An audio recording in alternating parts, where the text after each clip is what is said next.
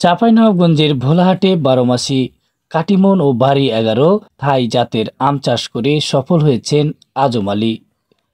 YouTube দেখে ১২ মাসি আম চাষ করে রীতিমতো তাক লাগিয়ে দিয়েছেন তিনি।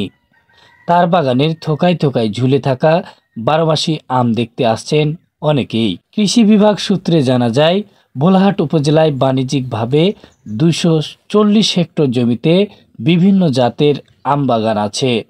১২ মাসি কাটিমন জাতের আম বাগানে মৌসুমের সময় গাছে মুকুল আসে। সেসব মুকুল ও ডাল কেটে দিলে ঠিক ২ মাস পর আবার মুকুল আসে।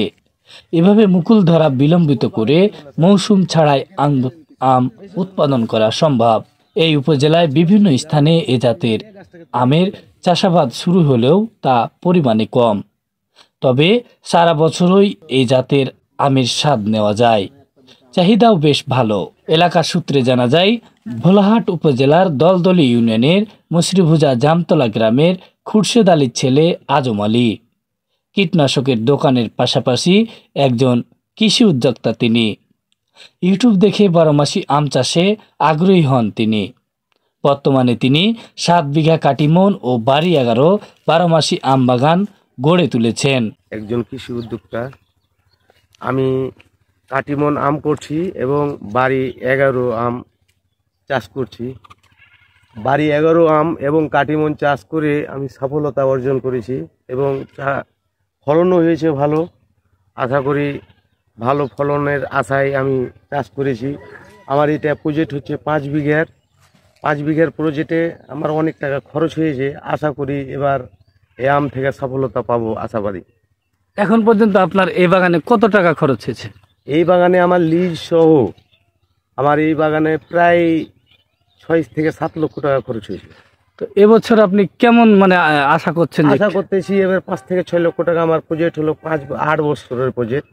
এবার আশা করতেছি যে ৬ থেকে ৭ লক্ষ টাকা প্রথম বছর পাবো আশাবাদী।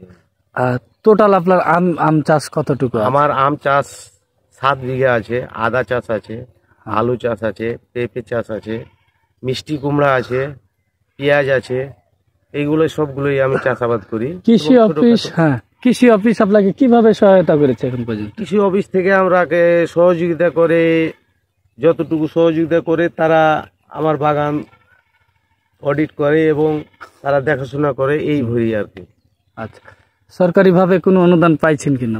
হ্যাঁ, মোটামুটি যেগুলো আছে। কিছুদিন আগে আমি পাইলাম ট্রাইকোডার্মা পাইলাম, সার পাইলাম, বীজ পাইলাম।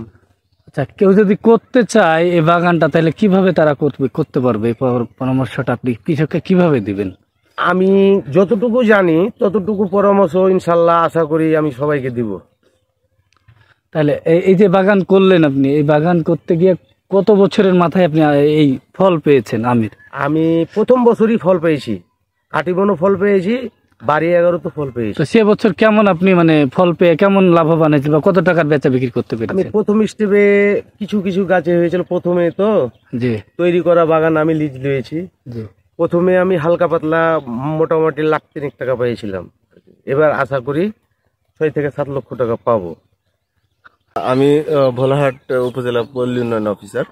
আমি মাঝে মধ্যেই আমাদের কৃষি অফিসার মহোদয়ের সঙ্গে বিভিন্ন কৃষির এইসব পরিদর্শন করি। তো এখানে খুব ভালো লাগলো যে এখানে ১২ মাসে আম হয়, চাষাবাদ হয়। সেই সাথে আমের আম গাছের আম বাগানে আরো অনেক রকমের, যেরকম মালটা, সেই সাথে মিষ্টি কুমড়া, এগুলান চাষ। আসলে একজন সফল উদ্যোক্তার যে উদ্যোগী, তার উদ্যোক্তার সম্ভাবনাগুলান দেখতে অনেক ভালো লাগে। এখান থেকে অনেক কিছু শেখা হয়।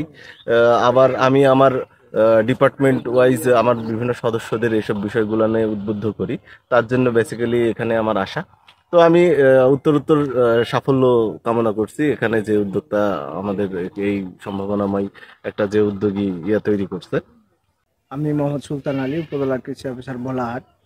আজকে আমরা ভোলাহাট উপজেলার দলদলি ইউনিয়নের একজন অগ্রসর কৃষক আজম আলীর বাগানে আছি। আপনারা দেখছেন যে আমরা যে বাগানে আছি, এখানে থোকায় থোকায় আম ঝুলছে। তো আমরা আগে শুধু সিজনাল আমটা পাইতাম, বিগত 4-5 বছর থেকে আমরা এই 12 মাসি যে জাতটা, বিশেষ করে কাটিমন, বাড়ি 11, এই দুটি আমের সম্প্রসারণ করার চেষ্টা করছি। কারণ 2014 সালের পর থেকে আম চাষিরা সিজনাল আমে খুব বেশি লাভ করতে পারছে না। আর এই 12 মাসি আমটা করলে যেহেতু আমরা সারা বছর আমটা পাচ্ছি, সেহেতু এটার ভালো একটা দাম পাওয়া যাচ্ছে। কৃষকরা দিন দিন উদ্বুদ্ধ হচ্ছে, আগ্রহী হচ্ছে। এই মুহূর্তে যেমন আমাদের ভোলাহাট উপজেলায় প্রায় 240 হেক্টর জমিতে কাটিমন এবং বাড়ি 11 এই জাতটা সম্প্রসারিত হয়েছে। তো যেভাবে মানুষ এটা গ্রহণ করেছে এবং লাভবান হচ্ছে, আশা করছি আগামীতে এই 12 মাসি আমটা আরও আবাদ বৃদ্ধি পাবে।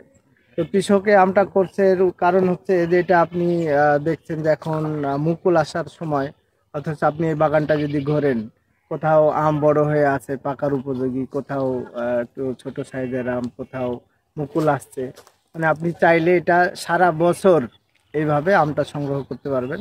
এবং এই জাতটার আরও ভালো সুবিধা হচ্ছে যে আপনি সিজনের আম নেবেন না, অন্য সময় আম নিতে চান, সেই গাছ আপনাকে আমটা দিবে যদি আপনি সঠিক পরিচর্যা করতে পারেন।